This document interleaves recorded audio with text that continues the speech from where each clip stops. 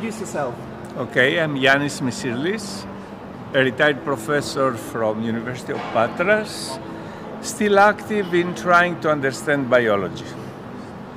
And what's the latest, most fascinating discussions you are having here, the Nanotexnology conference?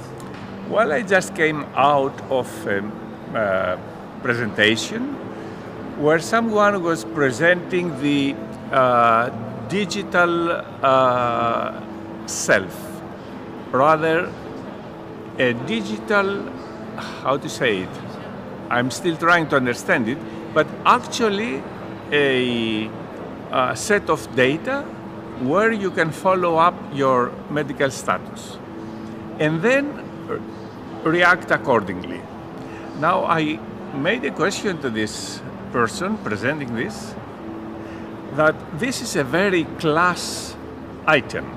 This is only for rich people. Because today,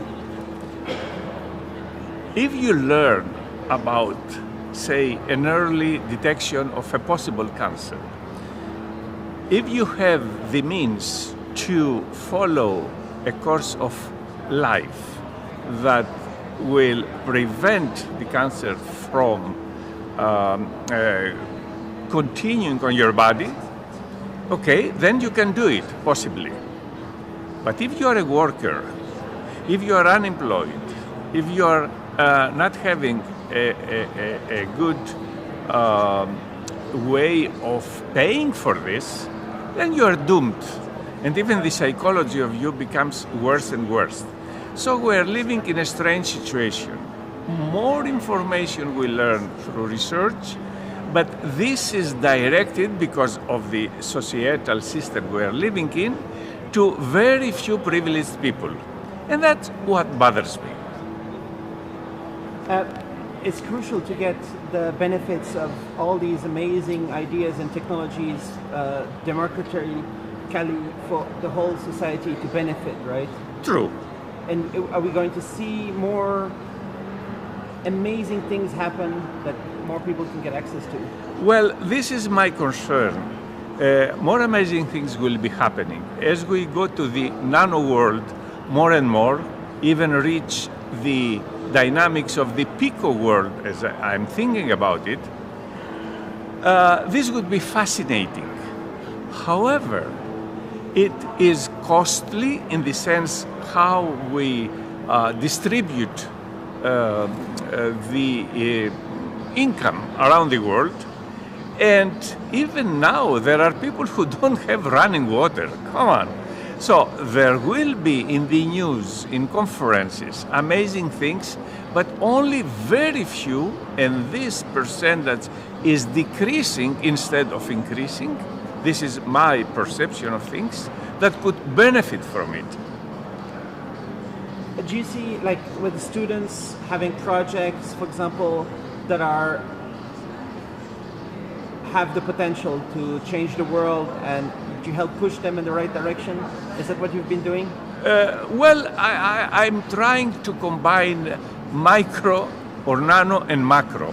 I mean, to me, society is where scientists and other concerned people should look at. You cannot, for example, fight cancer if the epigenetic markers, if poverty, if deprivation of top-class health facilities for most of the people, especially during COVID area, one could see that.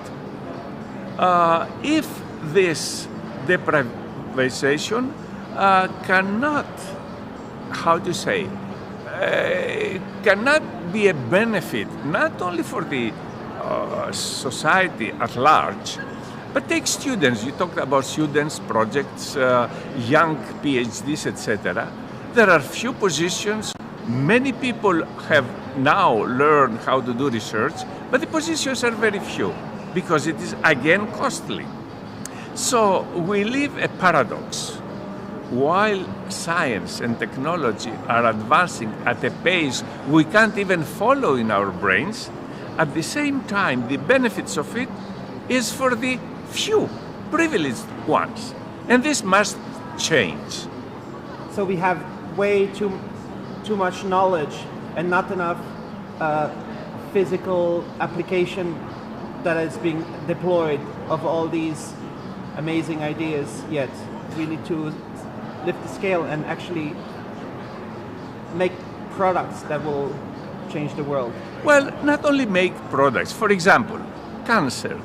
The speaker said, okay, if you detect cancer because of this new technology, the digital ones, then you could possibly change your food, what type of food you have.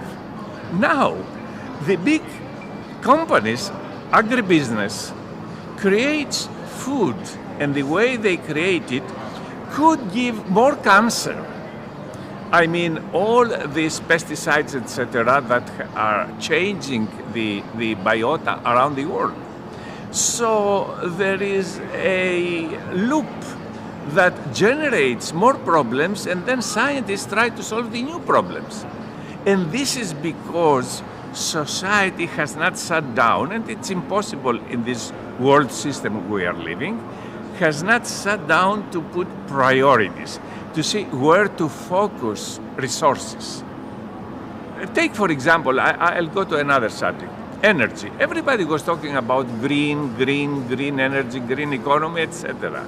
Lignite, which in Greece is a big source of possible energy, was doomed. And suddenly, because of this war, this horrible war that is happening right now, even Germany, who was one of the countries that was in favor of this green economy, now starts importing lignite. The old factories start working again. So you see, it is not only ideas and how to move into a better world for everybody, but a few disturbances in the balance or in the equilibrium at the political or military scale can change dramatically how we live, how we research, how we continue in this short life we have on this planet. So let's say you have a huge political power and people ask you now what we need to do, and you would get people to sit down and you have a plan? I can understand, but this hypothesis is, it's not a working hypothesis. It's not even an educated hypothesis, because we know already that take for example NATO. NATO said now we are becoming global. And I remember when I was younger, after the demise of Soviet Union, that everybody thought now NATO cannot exist anymore, should not exist anymore, because the other side has collapsed. Instead, we see wars, we see resources, very valuable resources, that instead of going into health, into better lives for everybody, they go into sophisticated military equipment that, because of technology, has to advance more and more and more. And the worst investment of humanity is in military. So suppose you have a power, how to do that? I mean, this is why I'm a scientist, but also a concerned citizen, and I see so many discrepancies, so many hurdles in trying to put my scientific, way of thinking into betterment of life, not only of myself, my family, and my neighbors, but for the whole world. I cannot be happy. I'm 4 times vaccinated, and there are people around the world that have not had vaccines. You see my point?